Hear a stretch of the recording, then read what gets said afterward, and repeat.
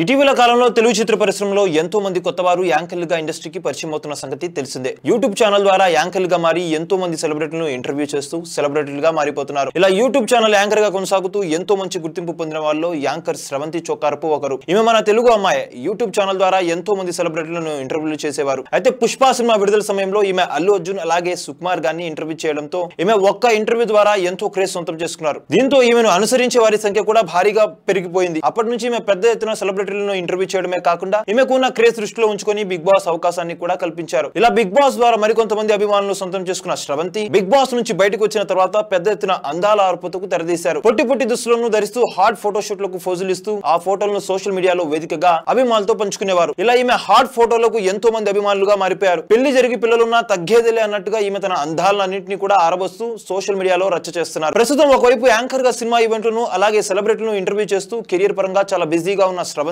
మరోవైపు సోషల్ మీడియాలో కూడా చాలా యాక్టివ్ గా ఉంటుంది. నిత్యం అందాల ప్రదర్శన చేస్తూ కుర్రకారుల మతిపోగొడుతున్నారు. తాజాగా ఈమె సోషల్ మీడియా వేదికగా కొన్ని ఫోటోలను షేర్ చేశారు. పసుపు రంగు దుస్తులు ధరించిన ఈమె అందాలన్నీ ఆరబోస్తూ హాట్ ఫోటోలకు ఫోజులు ఇచ్చారు. అలాగే యథా అందాలతో పాటు థైస్ ను బోనస్ గా ఇస్తూ మరింత ఘాటు పెంచారు. ప్రస్తుతం ఈమె హాట్ ఫోటోలు చూసిన అభిమానులు ఈ ఫోటోలపై విభిన్న రకాలుగా స్పందిస్తూ కామెంట్లు చేస్తున్నారు. చూసారు కదా గైస్, మరిన్ని ఇలాంటి లేటెస్ట్ అప్డేట్స్ కోసం చూస్తున్నామని మా ఛానల్.